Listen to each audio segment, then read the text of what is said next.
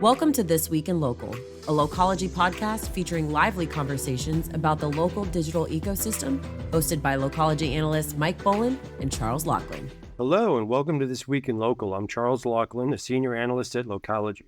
On today's show, we're sharing an interview with Joe Walsh, the chairman and CEO of Thryv. This interview happened on stage at our recent L24 conference in Arlington, Texas. Joe has been one of the more influential and consequential leaders in the local search industry over the past few decades.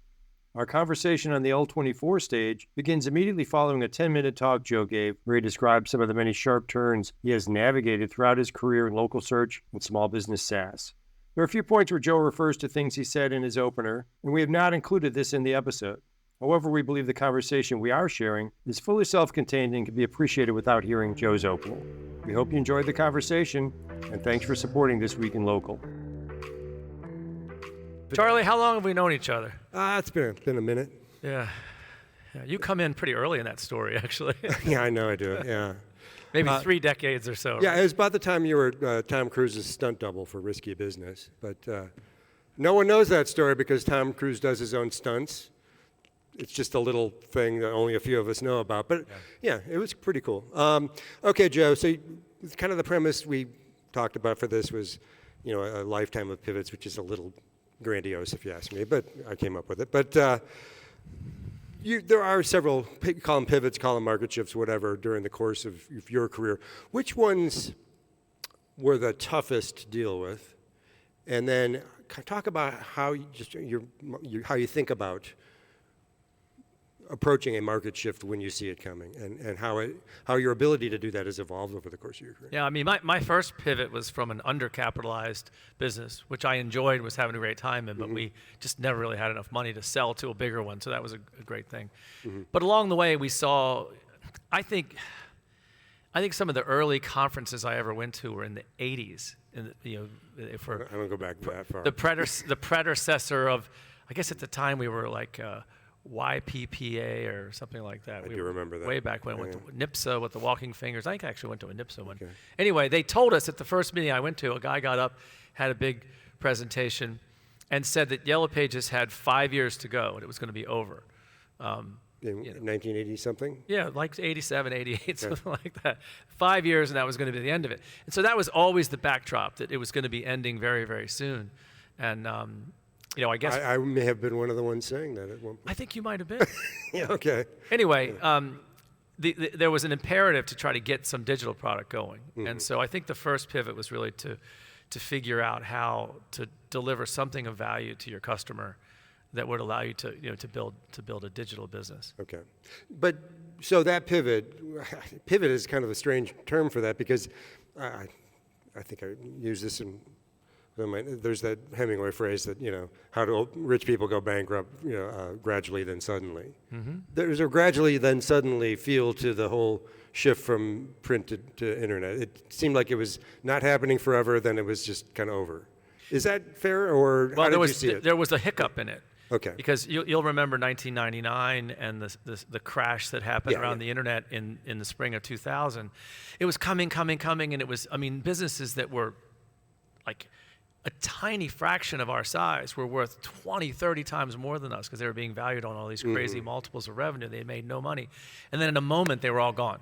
Yeah. Like in a couple of months, they were, Amazon made it through, Google made it through, a few others, but all of them were just gone. All the black T-shirt guys with their hair combed forward, they came to all the conferences. They had to start a whole new set of conferences. They were just gone. So there was a moment there in 01, 02, 03, we almost couldn't talk about the internet. It was just like, it was bad. And then when we hit the financial crisis in the middle of that decade, coming into 07, 08, that's, if you remember, when things came roaring back for digital. Yeah, okay. And at that point, what was your attitude about what Yellow Pages should be doing? Well, we were really aggressively because you weren't like let's throw every bit of spaghetti against the wall and see what sticks. That's never how I saw your approach to it. No, we completely ignored the everybody's got to put Spanish directories out thing. Yeah. We completely ignored the two-size book thing. We ignored a lot of that stuff. The turn the page online thing? Yeah, well, that was the most awful one, I think. And then the gatefold double trucks and the quad trucks. We ignored all that stuff and stayed focused on what would deliver value to our customers. But we did have a digital offering back at Yellow Book that we thought, did deliver value. And I only remained there, through the end. But you were never a throw the baby out with the bathwater guy. No, and we were still growing really fast where everybody else wasn't growing. But that view of, okay, let's move into a new business but not destroy the old business seems to be a consistent thread for you, because that's kind of how you're approaching the business now, isn't it? I mean, so I don't know how much you like to talk about this, but that legacy print business remains a significant. It's all in the public record. A significant piece of your business now. I know. Please, we don't have phone books all over the world. My point is, you haven't. That has remained a consistent piece of the business throughout, even as you've shifted to SaaS and so on. How do you think about, just how to treat that business within the company, given its... Well, look, at the end of the day, the consumer using the book will determine how long the directories are around. There are companies that put a bullet in them and killed them for stock market reasons, trying to get analysts to value them more highly, or trying to get so they the can multiples sell their business. On a business without print are way higher. And I should say there's some that had some success doing that. Why didn't you then? Well, I didn't. I just didn't think that was a sustainable strategy. I've always tried to be thinking about what our actual small business customers could benefit from. I meet regularly with customers. Like almost never a week goes by that I don't either meet with one or have a phone call or a Zoom. I try to stay in direct contact with customers. I grew up selling the product, calling on these guys. As I mentioned, I had a home improvement company. My brother's still running it today. I mean, I kind of grew up in that small advertising business with world. No. He would say he doesn't need to anymore. Okay. But anyway. Is your brother onto something? Yeah. No, he's just been doing it for a really long time. So I think being guided by where the consumer is. So what do we see today? We see still strong usage, 3-ish billion references to the product here in the U.S., to the print product. Who are these people? In the U.S. Using it? I mean, I don't mean to be... They're 60-year-old and older homeowners. They typically own a home. And so it's got a fence, and they've got a dog, and they got all this stuff that they're trying to deal with. Of course, the fence and the dog need to be repaired. And the Yellow Pages still does the nasty things in life. Okay. And you will know this. You see the data. The online Yellow Pages gets more references than print today. But collectively, there are still more than 6 billion references. Okay, so that's still a large number. Yeah. Someone who's 60 and owns a home is not dying tomorrow. Some of them maybe, but most of them are going to be around a while. So you must have an actuarial approach to the life cycle of the business. You're in our user group, Charles. I know I am. Just for the avoidance of doubt. I wasn't going to say it, but thanks. So our thought process is this. The directory business, the print and online and the other marketing services business that we have been filling a need and performing a really good service. And so we've just been very realistic about what the revenue performance was going to be. And we've modeled it as a relatively rapid decline. And so we've been able to over-deliver on that conservative model each of the 9 and change years that I've been there, which has put us in a position of more abundance rather than, oh my gosh, we're behind. We were just very realistic about it. And honestly, we don't work very hard to fight a customer. If somebody says, hey, I don't want to renew, we ask them why, and we talk about it a little bit. So you treat it as a natural level? We do. We're sort of accepting that decline. And all of our brain cells, all of our resources, all of our time, all of our energy, all of our focus goes into building our software business. So it's a difference between fighting the change and accelerating the change by putting the bullet in. We're just basically surfing the wave. And it's interesting. It's a really predictable demographic change. It reminds me of beepers, which stayed around way longer than anybody thought. DVDs, those red boxes, are still in grocery stores, and people are still renting. I haven't used one in a while, but I do see them. Yeah. You're not the target market for that. But Apollo owned it for years and made a fortune on it. It just kept going and going. Yeah. But AOL, You've Got Mail, that thing kept going on forever. Some businesses just decline that way, and that's what we're seeing with Yellow Pages. It's just a slow, steady, kind of high single-digit decline over time. So I want to shift to your pivot to SaaS. There's that word again. Pivot, I mean, not SaaS.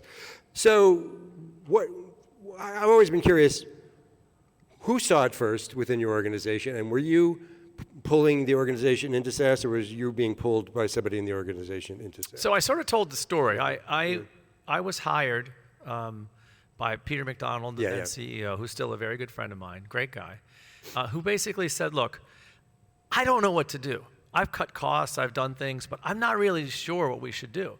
And I'd like to hire you to come in and think about the strategy. And so I went out in the field with the reps, and I went and I called on customers. I came to Chicago, called on customers. I went to Baltimore, I called on customers. I went to a call center in Kansas City and sat on the phone all day with different reps making calls. I went to a couple of conferences, maybe one you put on, and that must have been the key. That was the key. That was a breakthrough I got at the conference. Charlie ran, and I called yourself and others in the industry and said, what's up? What are you guys thinking about? And what I found was when I went out to some of the industry shows, there was a lot of point solutions, a lot of software, really narrow point solutions that were desperate for distribution. They were there, and I'm walking along with the black T-shirts. Yeah, I think they had changed their style. Okay, maybe at that man point. buns became big. that Anyway, was early man bun. Yeah. And backpacks were big at that point. Okay. So anyway, I'm walking down the little row, and I, as I often do, kind of walk up to every booth, just kind of finding out what they're all about. And I've got this Dex Media. I'm a consultant at the time, but I got a Dex Media badge. And they see that badge, and they're like, boing, 2,000 salespeople and hundreds of thousands of customers. I need to talk to this guy. And I saw that there was this real strong interest in getting distribution. Anyway, how did I think about it? I realized that small businesses were going to be needing to harness the cloud, and that there were these various players that had no way to get to the market. And I felt that Dex was in a really strong position with the sales relationships and the tenure that they had, that they could basically be a leader in helping those small businesses along in this journey. And so that is the idea that I had, and I basically described it to my team as moving beyond leads. That we've been in the leads business for 130 years, and we are now going to move beyond leads. And that means helping the small business harness these tools and move along that migration path. And at the time, I observed that you had global e-commerce kicking their butts. You had private equity firms rolling up all the HVAC companies or rolling up all the funeral homes or whatever. I see Bruce Howard out there. Yeah. Shout out to Bruce. And they were using superior marketing technology to really run rings around the independent business owner. So we wanted to kind of democratize these tools. And so we really created inside of our company a cause, a real mission around, let's go help these small businesses. They're the backbone of our communities. Let's help them by really giving them a helping hand into these tools. And so our very early version of Dex Hub was really a few vended solutions hacked together with our graphical interface on it, and off we went. And as time went by, we've built a pretty powerful product and engineering team. How much is kind of like your native software versus solutions that are plugged into a platform? It's tremendously native now, but there certainly are, and any software developer in the room will tell you, they're not going to invent a wheel. They're going to find a wheel plug-in and put it in. Fair enough, but I'm just saying, how has that evolved from basically what you just said of, some vended solutions to something you've built? A long way. And, Reese Johnson's here, our new Chief Product Officer. Do one of these, Reese, yeah. He's come in to really take the baton to that next leg. And we're investing tens of millions of dollars a quarter in engineering and product to build this out. I don't know if you've noticed, but we're a pretty big public company. We've got a lot of resources. So we're building. Yeah, I take a look at your numbers once in a while. Yeah. Okay. So backing up a little, when you talked about sort of this initial, we're going beyond leads, what were the looks on the faces in the room for that first conversation? And the question under that is, as a leadership challenge, how big of a challenge, or describe the challenge of taking your organization to that Well, let's start with the board. So the board had Tom Rogers on the board at the time. He's the founder of CNBC. Basically came up with the idea, was the original CNBC guy. He's on there sometimes as one of their CNBC experts. He's a very stern, very smart dude. He's very intimidating. And I presented this idea, and I got a couple positive reactions from a couple of the other board members.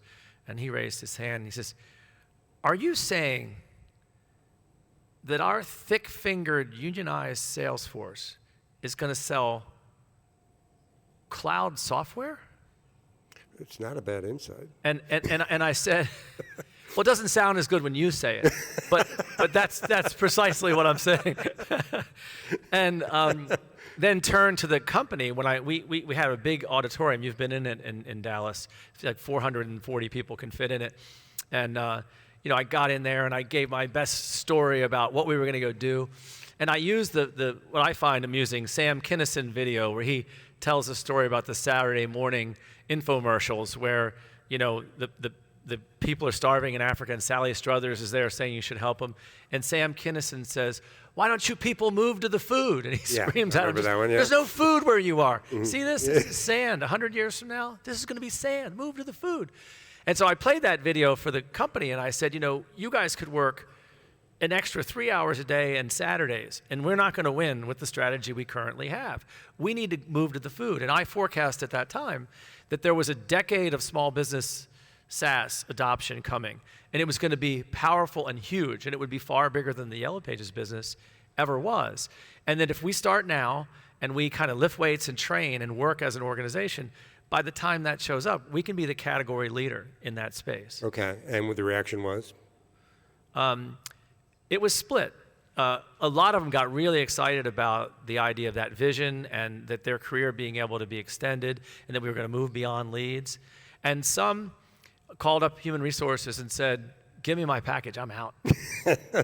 Actually, but was that a little... Hundreds did that, honestly. Yeah, but hundreds. Was that necessarily unwelcome?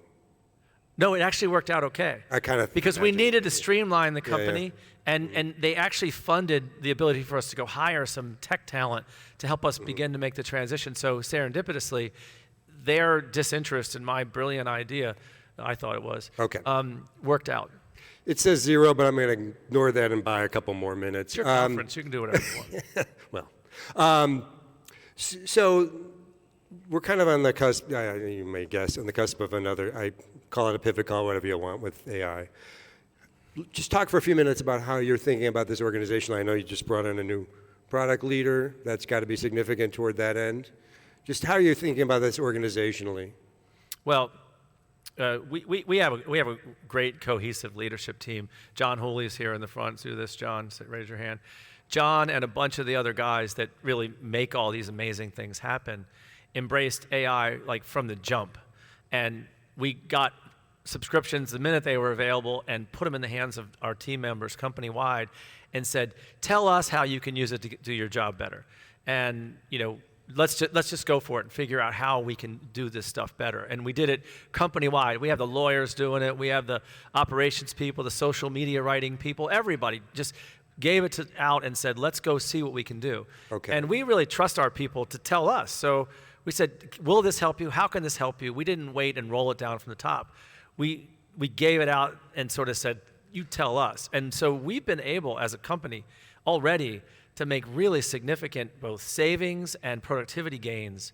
And in the product itself, there's now AI coming through. Well, I guess maybe I was getting more to how do you think about it from a product and a customer perspective?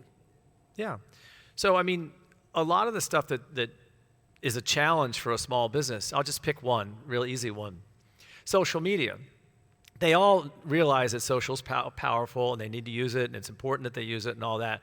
But it's a pain in the butt. It's kind of like sorting your sock drawer or rotating the tires on your car. It's a little more fun than that. I got to remember to do that. And so, they'll leave a job and realize, I didn't take a picture of it. My wife's going to kill me. We got to post a picture of the job. It's just, and there's this, as you guys know, recency is really important. You got to be posting a lot and all that. So AI can help with that. AI can help you with posting. You're staring at the blank screen. It can help you write something. Sure. And so we've already begun to do some of those things. Every website builder, and every social media platform has all that already. Yeah. Where can you be unique? Well, I don't necessarily want to make a product announcement right this minute, or have something to give you right this minute. Well, perhaps you could be more vague. Yeah, perhaps I could. We're working really hard on trying to make sure that we've got the tools. Remember our original mission, and that was to aid independent business owners in harnessing these tools and becoming completely plugged in with a kind of an all-in-one tool, one dashboard, one place to go where they could have everything and use everything. And so we've got an app store sitting behind our tool where you can go and get additional things, but we're rapidly building out a platform that you can live and work in. And we think AI is going to be a big part of that. So I don't really want to say. Okay, I guess we'll have to leave it there. Yeah. Thanks for listening to this episode of This Week in Local. I'm Charles Laughlin. Our producer is Dara Sweat. Today's episode featured an interview with Thryv Chairman and CEO Joe Walsh, originally recorded in April at the L24 conference in Arlington, Texas. You can find this show on all major podcast networks, and you can find out more at localogy.com. Please write to us at podcast@localogy.com to ask questions, recommend guests, and inquire about sponsoring this show. Also, please subscribe, rate, and review this podcast. Your engagement helps others find us. Thanks for listening, and see you next time. Thank you for tuning in to this week's episode of Localogy's This Week in Local with Mike Bolin and Charles Laughlin. Be sure to subscribe for more.